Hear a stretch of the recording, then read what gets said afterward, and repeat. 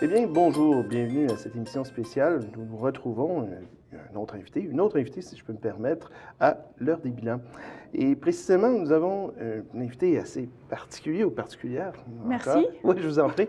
Il s'agit simplement d'une dame qui est née en Suisse, non, c'est-à-dire en France. En France, oui. D'une mère suisse-allemande à ce Oui. moment-ci, et qui est arrivée en 1999. Elle a beaucoup apprécié le Québec et est devenue commissaire scolaire pour la CSDM. Donc, je présente sans plus tarder Mme Bélanger-Hing. Bonjour, merci de me recevoir. C'est toujours un plaisir de venir ici chaque Également, année. c'est un plaisir partagé, Merci. je vous dirais.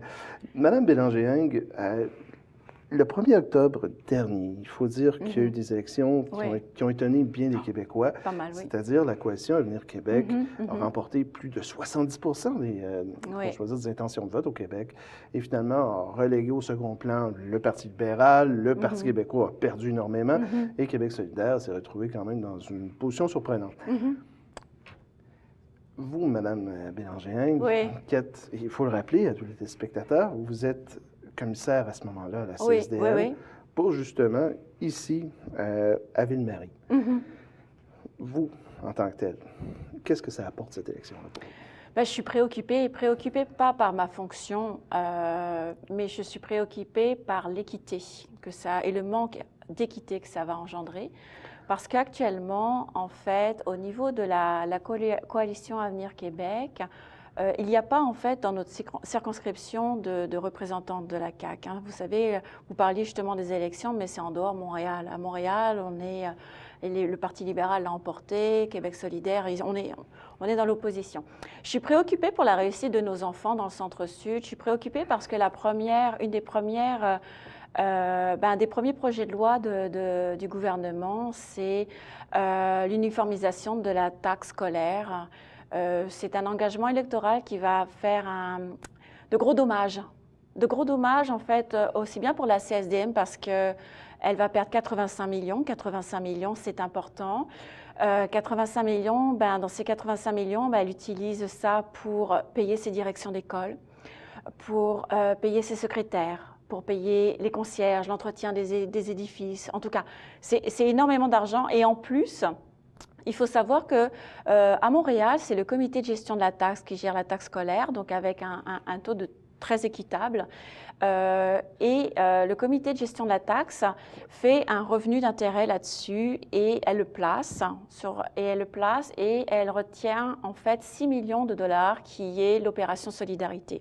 Donc pour vous, ce que je comprends, c'est que vous voyez la CAQ ou le projet de loi dans le fond d'uniformiser les taxes comme un exercice de comptabilité simple. Oui, puis il faut dire qu'on retire d'une poche pour la mettre dans l'autre. Il faut savoir que le contribuable qui paye les taxes scolaires va se retrouver finalement à payer de l'autre côté. Parce que quand un gouvernement dit que sa priorité c'est l'éducation, mais en privant le milieu de l'éducation de 900 millions à travers le Québec, on se pose de réelles questions. Et quand on hypothèque finalement la réussite des élèves en milieu défavorisé, parce que l'opération Solidarité permet justement d'assurer cette persévérance et la réussite, c'est-à-dire les collations, c'est-à-dire des services professionnels, c'est-à-dire orthopédagogues, techniciens en éducation spécialisée. Là, on a une préoccupation. Il faut savoir que Ville-Marie, c'est le Centre-Sud aussi, c'est surtout le Centre-Sud, nos écoles sont ici et elles sont défavorisées. Mais en parlant justement du Centre-Sud, quel type de clientèle qu'on retrouve essentiellement à la CSDM? En fait, elle a beaucoup changé parce qu'il y a un vaste programme de densification dans le quartier. Il y a de plus en plus d'immigration finalement à différentes échelles sociales. Il y a une transformation du quartier. Donc dans nos écoles, en fait aussi, il faut savoir que nos écoles de quartier, elles sont quasi à pleine capacité. Je pense à l'école Marguerite-Bourgeois, Garneau arrive pas très loin, Saint-Anselme, en tout cas. Puis on pourra parler un peu plus tard du PPU Les Faubourgs, mais ça reflète la mixité sociale et culturelle, en fait. Ce qui était bien différent avant. Avant, c'était très culturel, puis social, non, c'était une grosse couche de pauvreté. Aujourd'hui, on trouve dans nos écoles de quartier une mixité incroyable et enrichissante. Mais est-ce que c'est des élèves qui sont justement en difficulté ou c'est des élèves qui justement sont dans le trouble d'adaptation? Ça dépend. En fait, dans nos écoles primaires, nous avons la maternelle 4 ans parce qu'on est un quartier défavorisé. Donc nous, on n'est pas impacté par ces décisions aussi qui sont un petit peu néfastes pour nos partenaires qui sont les CPE. Parce que nous, on a une entente avec les CPE. On invite les enfants en maternelle 4 ans quand les enfants ne sont pas en CPE. Parce que pour nous, c'est important. On est des alliés, on est des partenaires. on veut le bien-être de nos enfants et on veut aussi qu'ils soient bien outillés et peu importe d'où ils viennent, mais on veut en tout cas qu'ils rentrent à l'école bien outillés. Pour répondre à votre question, nous avons des élèves de l'accueil, surtout à Jean-Baptiste Meyer, on a beaucoup d'élèves d'accueil. Donc il faut savoir que les élèves d'accueil, ça veut dire on a besoin de services professionnels. Ça, c'est une réalité. Dans les autres écoles, on a des élèves issus de milieux défavorisés, mais ils n'ont pas forcément plus de troubles que d'autres. Okay. Mais on a quand même, il faut savoir aussi un élément important, c'est qu'on est très fiers au Centre-Sud, dans le Centre-Sud, parce que nos élèves réussissent mieux que la moyenne québécoise. Puis on ne le dit pas assez souvent, et puis il faut le dire. Et puis ça vient de sortir en fait des données où on dit « Waouh !» On peut se dire « Waouh, on a réussi », parce que la mixité apporte aussi la réussite. Je crois juste avant l'entrevue, justement, on parlait quelque part, l'Institut Fraser, vous avez quand même bien coté. Oui. Mais justement, l'Institut Fraser, c'est le palmarès qui est publié par le Journal de Montréal. Puis, il faut le rappeler que c'est quand même un think tank, là, si vous préférez, c'est-à-dire un groupe de pensée qui est relativement plus à droite. Plus à droite, tout à fait. Et puis, elle a souligné, en fait, notre école secondaire Pierre Dupuis, qui s'est démarquée ces 5 dernières années par rapport à sa réussite. Et c'est quand même pas évident parce qu'on est une petite école secondaire de quartier, puis d'être nommé par l'Institut Fraser, on trouve que... C'est quand même flatteur. Oui, c'est flatteur. Et puis en général, nous, à la CSDM, on fait attention avec les palmarès, on ne veut pas... Mais on a quand même tenu à souligner à l'équipe école, aux parents qui ont choisi notre école de quartier, en disant on travaille ensemble et on est vraiment content pour la réussite de nos enfants de quartier. Parfait. Donc, Mme Bélanger, nous avons vu quelques caractéristiques, dans le fond, des étudiants, mais est-ce qu'il y en a d'autres qui, pour vous, frappent l'esprit? Oui, en fait, il y a 2 choses. Je travaille très fort pour un programme alimentaire scolaire universel, c'est-à-dire que j'aimerais que tous les élèves bénéficient d'un lunch gratuit. Pour moi, l'idée, en fait, parce qu'il y a un gros défi dans le quartier, c'est-à-dire que nous avons quand même énormément d'élèves, 46% des élèves qui arrivent à l'école le ventre vide. Donc, ça a un impact sérieux à la réussite des enfants. Ça, c'est déjà un premier enjeu. J'ai passé une motion, j'ai sensibilisé le ministère de l'Éducation, on a fait une action commune avec nos partenaires Cantine pour tous. On veut que les enfants aient un lunch gratuit de qualité. Donc ça, pour moi, c'est essentiel, mais à travers la CSDM. De qualité, exactement? De qualité, c'est-à-dire qu'on n'est pas dans la malbouffe. Nous, on a un programme alimentaire avec des saines habitudes de vie. Donc, on y va avec qu'on leur donne envie de bien manger et de manger ensemble. Ouais, c'est ça. Pour moi, c'est essentiel. Parce que actuellement, la mesure alimentaire existe, mais les enfants ne mangent pas ensemble. Il y a des enfants qui viennent sans repas. Le seul repas pour eux, c'est la collation. En tout cas, c'est vraiment... Et puis, ça hypothèque la réussite. Parfait. Donc ça, c'est un premier. Puis le deuxième, c'est le sommeil. C'est le sommeil. Juste revenir peut-être à l'alimentation. Oui. Justement, nous avons reçu en studio, c'est-à-dire l'année dernière, vers la fin de l'année, le Réchaud-Bus. Est-ce que le Réchaud-Bus, quelque part, est un acteur important pour vous? Le Réchaud-Bus, en fait, participe en fait à des activités, mais c'est pas un partenaire clé parce que, en fait, pour nous, les partenaires clés, c'est par exemple Cantine pour tous parce qu'on a des homologations. On a un plan alimentaire, on a un programme alimentaire. Donc, il faut, par exemple, Carrefour Alimentaire Centre-Sud, c'est un partenaire clé. La tablée, c'est un partenaire. Ce sont des partenaires clés. Pourquoi? Parce qu'on veut vraiment qu'il y ait une cohérence dans les menus. Donc, mais Réchaud-Bus, c'est un partenaire d'événements. C'est un partenaire d'événements. Je sais qu'ils sont venus souvent à l'école Marguerite-Bourgeois de ma fille, puis c'est le party, les enfants montent dans l'autobus, ils mangent ensemble. C'est vraiment génial. Donc, si on pouvait retrouver cette dynamique tous les midis autour d'un lunch gratuit. Et non, mais ce serait vraiment super. Moi, j'ai grandi avec la culture du repas ensemble, la culture on mange tous la même chose et puis on partage. Puis il y a une éducation alimentaire aussi, des comportements alimentaires qui est inculqué. Donc, je trouve ça très important. Donc, ce que vous me dites, c'est, bon, il y a l'alimentation, mais il y a aussi le sommeil. Oui, le sommeil. Moi, j'ai passé une motion parce que je suis assez préoccupée par rapport au sommeil, parce que l'Institut national du Québec disait que nos enfants québécois manquaient énormément de sommeil. Est-ce que vous croyez que c'est au niveau des nouvelles technologies? Oui, les nouvelles technologies ont leur lien, mais c'est surtout aussi... On se dit peut-être qu'ils rentrent trop à l'école, trop tôt à l'école. Et ça, c'est une réalité. On se rend compte, il y a l'Université de Montréal qui vient de sortir aussi une analyse là-dessus en disant que les enfants, en fait, au niveau secondaire, ne devraient pas rentrer à l'école pas avant 9h30 parce que leur cycle de sommeil Il fait que ils se couchent tard et puis là, ils commencent beaucoup plus tôt à 8 heures. Puis au niveau des écoles du primaire, les enfants sont souvent à l'école à 7h30 le matin, puis ils y sont jusqu'à 18 heures. Puis c'est vraiment difficile, c'est lourd. Un enfant, ça a besoin de sommeil pour grandir. Madame Bélanger, comment vous allez faire pour insérer une programmation qui, comme vous dites, part de 7 h le matin jusqu'à 18 h le soir, pour, à ce moment-là, commencer à 10h30. Donc, un retranchement de 3h30, là, quand même. Oui, bien, c'est ça. En fait, au niveau secondaire, il n'y a pas l'enjeu de transport scolaire, donc ça peut se faire. On a mandaté la direction générale à faire un sondage, à voir un petit peu à quelle heure les enfants commencent, les parents, etc., comment ils se sentent là-dedans. Au niveau primaire, il y a la question de l'autobus scolaire. Donc là, oui, le transport. Donc, on va voir un petit peu comment fonctionne pour optimiser, certes, le transport, mais surtout répondre aux besoins en termes de sommeil des élèves. Parce que moi, des élèves qui commencent à dormir le matin, c'est qu'ils n'ont pas, d'une part, peut-être qu'ils se couchent tard, mais c'est surtout qu'ils n'ont pas suffisamment d'heures. Mais je n'ai pas peur, justement, de déplacer le problème en tant que tel, c'est-à-dire qu'un élève qui se couchait peut-être vers 9 h va se coucher vers 10 h parce que c'est nécessairement qu'il va commencer plus tard le lendemain. Non, je ne pense pas. Je pense que vraiment, en fait, le transport scolaire est vraiment la clé pour pouvoir faire en sorte que les enfants commencent plus tard. Il y a des enfants qui commencent à 9 h à l'école. L'école Le Plateau, ils commencent à 9 h. Puis ils font la même chose que les autres. Et ça se répercute dans le fond au niveau des résultats? Oui, parce que c'est un frein à la réussite.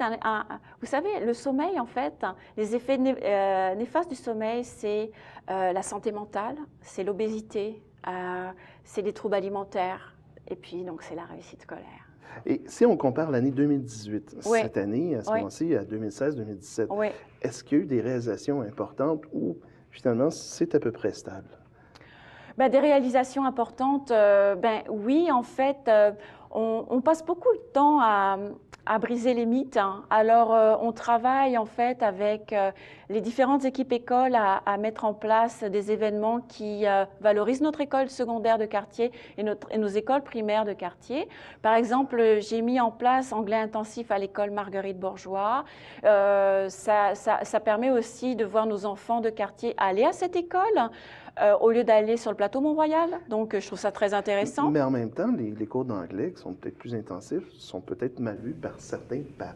Qu'est-ce que vous répondez exactement par rapport à ça? Non, parce que c'est en fait une plus-value. C'est-à-dire que moi, l'idéal, ce serait, en tant que président du comité d'admission à la CSDM, c'est de développer des concentrations dans toutes les écoles, peu importe les écoles, qu'il y ait des concentrations musique, art, peu importe, et qu'il n'y ait pas forcément des écoles dédiées ou des écoles à volet particulier. Je trouve que la classe ordinaire et la classe régulière et l'école de quartier doivent avoir sa concentration. Il y avait avant la musique à Pierre-Dupuis, puis par manque d'élèves, par manque de financement, la musique n'est plus. Ils ont la robotique, ils ont cyber-école, puis on les soutient dans ce sens-là avec d'autres partenaires. Donc, c'est une évolution. Oui, une évolution, et puis un plus, parce que souvent, en fait, on s'est rendu compte aussi au fil des ans, avant que je sois commissaire, puis c'est un bilan aussi que j'ai fait, un constat que j'ai fait, c'est que nos écoles, elles sont des écoles sources pour des écoles un peu plus, comme l'école Le Plateau, des écoles un petit peu à projet particulier. Donc,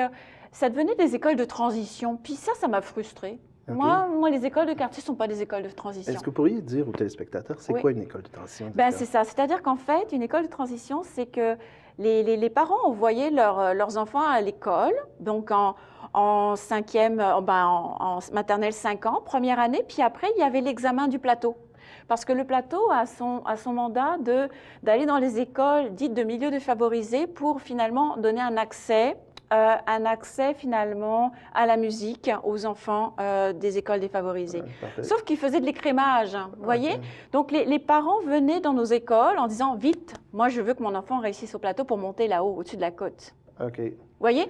Donc là, finalement, avec l'anglais intensif, avec les différents petits volets qu'on a créés dans nos milieux, eh ben, les gens, ils ne veulent pas forcément aller au plateau. Et j'en connais plusieurs, finalement, dont les enfants ont passé l'examen parce qu'il est passé dans les écoles sources et qui ont refusé de monter la côte. Vous seriez prêt à dire à ce moment-là c'était une école privée déguisée à ce moment-là?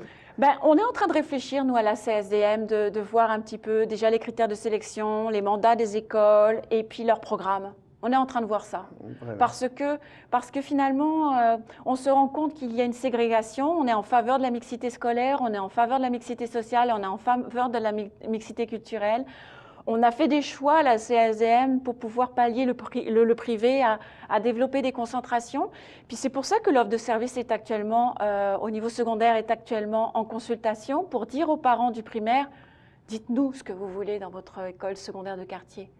Puis on a ce mandat et on a cette volonté de développer des projets de façon équitable, répartis sur tout le territoire de la CSDM. Mais vous n'avez pas peur justement que ces parents-là, justement, demandent certains projets particuliers, ça devienne de la ségrégation à leur tour, et à ce moment-là, que l'école devienne une école juste typiquement musique, typiquement sport, typiquement artistique? Non, on ne veut pas de ça, on veut vraiment des concentrations. Concentration? Oui, c'est-à-dire qu'on va faire un continuum, en fait, un tronc commun au niveau de la formation mathématique, etc. Puis ensuite, il y a une concentration musique. Et puis, pourquoi pas dans la même école, une concentration de sport. Oui, mais ça vient en contradiction à ce que vous me dites, c'est-à-dire au niveau de la mixité sociale.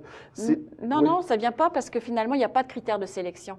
Parce que la grande problématique dans ces écoles, actuellement, à volet particulier, ce sont les critères de sélection.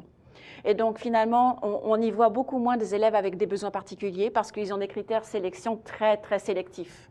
OK, parfait. Vous voyez ce que je veux dire? Oui, je comprends une nuance. Parfait. En terminant, oui. Mme Bélanger, la dernière question que j'aimerais vous poser, c'est de savoir comment vous voyez les défis de la CSDM pour 2019? Oh, ben, justement, je reviens d'un point de presse. On a besoin d'un demi-milliard pour pouvoir répondre aux objectifs au niveau de l'entretien, au niveau des infrastructures de nos écoles parce qu'elles ont besoin d'amour, elles ont besoin d'argent. Puis le gouvernement dit, ben, on veut des écoles parfaites en santé d'ici 2030, il va falloir investir un demi-milliard. Donc ça, c'était le message qu'on a donné ce matin.